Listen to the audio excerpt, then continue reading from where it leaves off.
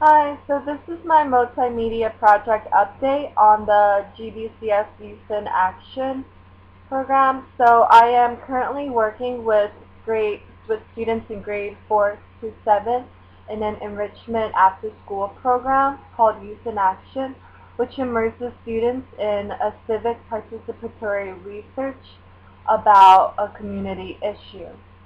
So I decided to create this website to document and to publicize the research activities and to also create a space for these student researchers to share their personal experiences, their observations, and then soon to be data collection and analysis, and also to basically be a resource for students to learn more about the research process and how to really go through all those intricacies of research. So in the front here on Developed by Wix, I created this GBCS Youth in Action icon from streamofpaint.com. And then this is the home page where it shows you the news, such as the weekly extension that is up to now 3:30, and also reminders to bring in a permission slip to be photographed. I'm actually having problems getting everybody's permission slips to be able to photograph them and to videotape them to put up onto the website. And considering that there are 34 students enrolled into the program, it's really hard to kind of like pick and choose the students, like to really get them in one area and make sure that their photo is taken, but then make sure that the other students aren't taken for legal issues. So that's like one of the struggles that I am still having. There's a session which is basically the weekly blog of what's really happening in our sessions, and this is how you can reach out to the GBCS researchers and facilitators. The main function of this is to have students, researchers, to collaborate and share personal experiences. So the thing is that with this after school program, we only meet once a week, and we're allotted for 1 hour to go through all of our activities and discussions. And 1 hour for 1 week is not enough, especially when we are only given about 2.5 months, like basically 12, like 3 weeks, 3 months, about 12 weeks, basically 12-hour sessions, but which is why we are trying to extend the program, but only about a quarter to half of the students can stay after. But so far, the main component is the research office, and I developed this whole entire visual, trying to entertain and entice the students to go onto this website. So as you see, like with all of these signs, it has certain pages for students to go into. And you can also access this through the research office. There's covers. So if you go on here, this is where the data collection portfolio will be.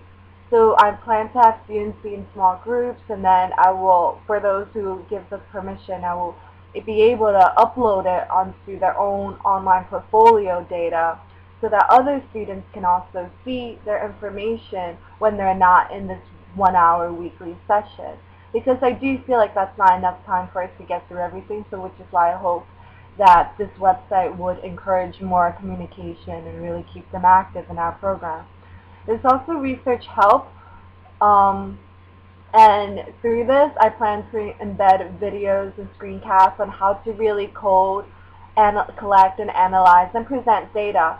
So I would use programs like Many Eyes, which is developed from IBM, and also other ways to really present information. So this would be primarily screencasts and how to conduct interviews, how to create survey questions, just to reinforce them. In addition, I just added a poll to see that once I do add this in, if it is helpful. Currently, with our weekly session, we're still developing the research question and then the research plan on what we really need to research on. So this is why all of this is coming soon. So I also have in the research office um, a chat room. This is the telephone, and I actually had an issue with this because I embedded a chat room to kind of entice young students to come in and really talk about it. And I had this original chat room, and students were coming in asking like, oh, like, how is youth in action for you? Like, blah, blah, blah, and like talking about the presentation day on May 6th, about the food and about the t-shirts and how they're going to present. So I thought that was completely awesome until one student posted their phone number onto the chat room, and considering that it's a public chat room, I thought that it's not very safe. So I had to delete the chat room and embed another chat room in order to delete the whole entire conversation. So unfortunately, I lost all the student dialogue about this whole entire program because of that. So I actually had to, so this made me realize that I really had to have a terms of use, do's and don'ts with online activity, and I had a mini discussion about this when in our live session. And so I just put up some things to protect yourself and others, and also about netiquette. So then also in the research office, I also have a student blog forum. So if you go to here, this notepad, and basically with this is, so now, like, along with my colleagues, we're planning to have like extension optional homework for students to prepare them for the next weekly session.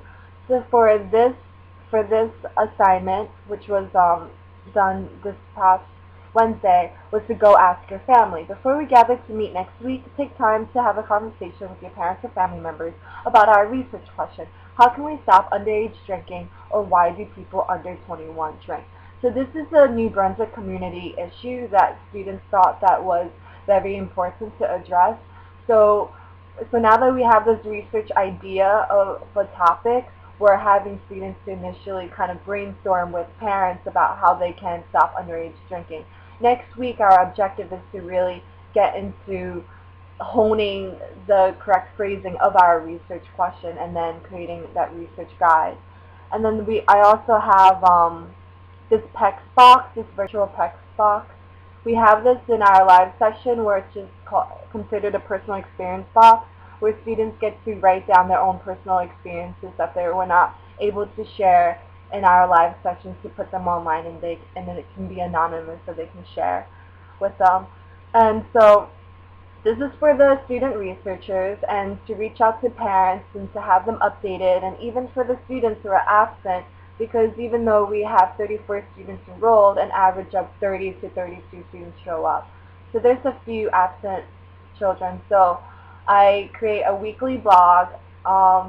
I have to actually update it, but I try to include photos, videos, like student interviews, and so forth. So here was our first meeting in February, and then this was our session about what about communities and its issues. You can read more.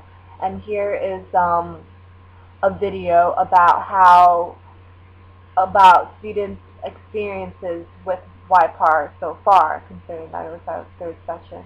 So you can just actually come onto my website, btsai01.wix.com/gbcs Youth in Action, to like really check it out. I have other things about, if you really want to learn more about it, you can click on it and read. But for the sole purposes of this MMP update, I just wanted to share about how I am trying to create this this community, this space for students to communicate and to share and to learn more about the research process outside of this limited 1-hour weekly session. So this is how the website looks so far. I am struggling to get students to really be involved. It's probably because we haven't really started with the data collection, and I really had to reinforce how to protect yourself online.